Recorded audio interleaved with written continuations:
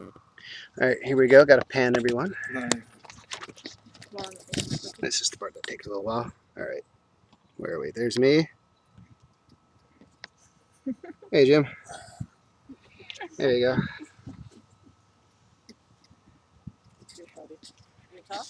Yeah, fine.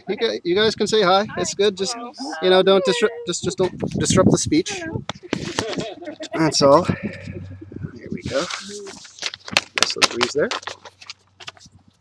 All right, my name is Jason Sidor, and this is my persuasive speech about copyright laws and how they are obsolete when applying to the individual.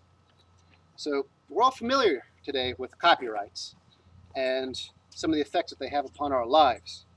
Why do we have them? What purpose do they serve? How easily are the laws broken? How enforceable are they? Well, to better understand these questions, we should go back to the beginning. Now, in the early 1600s, 1500s is when we had some of the first copyright laws. Now, this was all because of the printing press. Back in those days, everything before the printing press was written by hand, and so literary works weren't really spread very easily. But once you had the printing press, it was like the modern day internet. And seditious works and rebellious works could also be spread. Governments didn't like this, just like they don't like it now.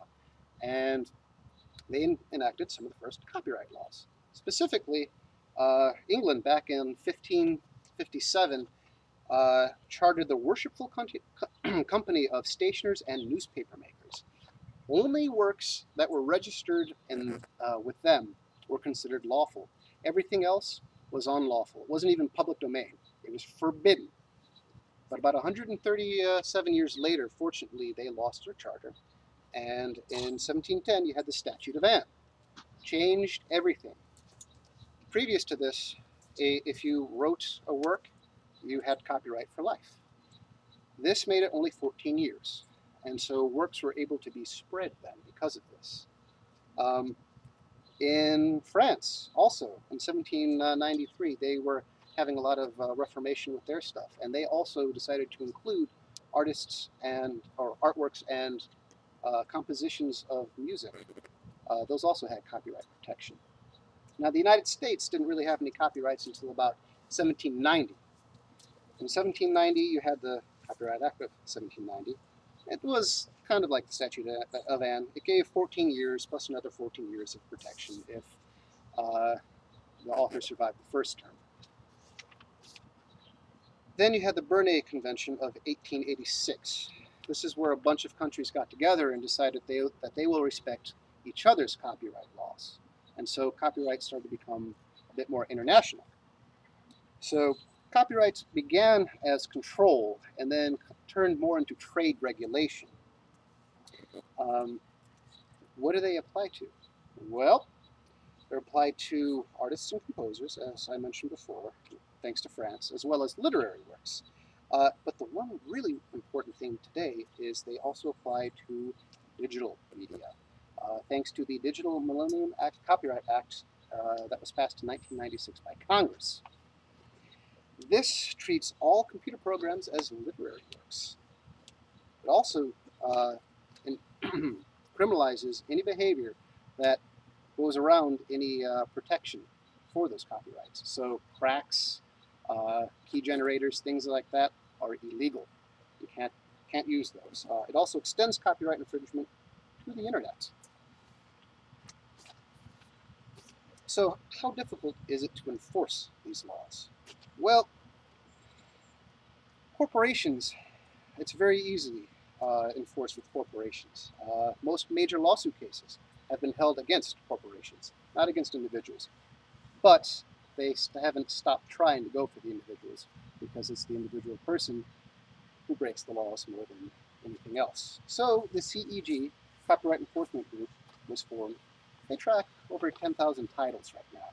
And if they find that you have broken the law, they will send you a letter and give you the opportunity to buy some of the licenses at a very inexpensive price, and they'll split the share with the CEG or the money with CEG and the author. You also have sharing sites. Now, some of these they've had success with, like Napster. It was turned into a subscription site instead of just a sharing site. But you have like the Pirate Bay in Sweden and Demonoid in the Ukraine, which exist outside the U.S. to avoid many of these laws, and they're very hard to shut down. They've had a rough time. In fact, Demonoid changed from .me or .org to .me in order to avoid MPAA and RIAA seizure. Very slippery. So because of all this, they've given some leniency because it's just very difficult to enforce.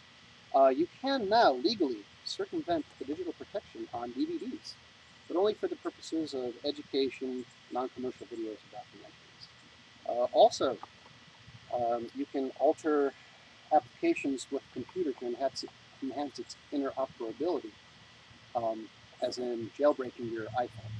That is now legal, and it's been a very recent one.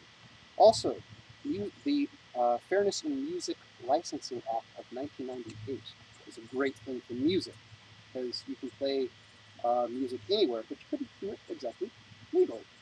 Before then, it was not legal to perform in bars, but now in about 70% of bars and restaurants, you actually can play music in public or in your home.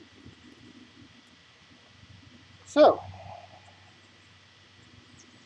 early copyrights were about suppression. Later ones were about protecting the author.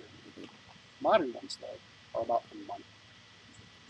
You have the Copyright Term Extension Act of 1998, otherwise known as the Mickey Mouse Act. This was pushed by Disney in order to protect the right of a Mickey Mouse. Clearly, that's all about the money. Also, because there's so many people and they're so hard to track, they really don't go after the individuals. They still try. You have many internet service providers that do, and I can't give you names, but I've had friends who have told me that they've received letters from Comcast or other providers and told them that they have broken the law and they will be prosecuted and that they must respond to this letter. Those who did had legal issues. Those who didn't had no issues because they didn't admit me wrong. So what's the lesson there? Do nothing. They won't go after you. And even with all of the security measures in place, you can simply go to a friend and copy and paste. It's just too easy. So where does that leave us? Well, the corporations should have the laws focused on them and the sharing sites. The sharing sites are a bit more slippery, but that's what they should go after. The individuals, it's just not practical. They should remove those laws. Thank you guys for listening, and I hope you enjoyed the demo. Woo!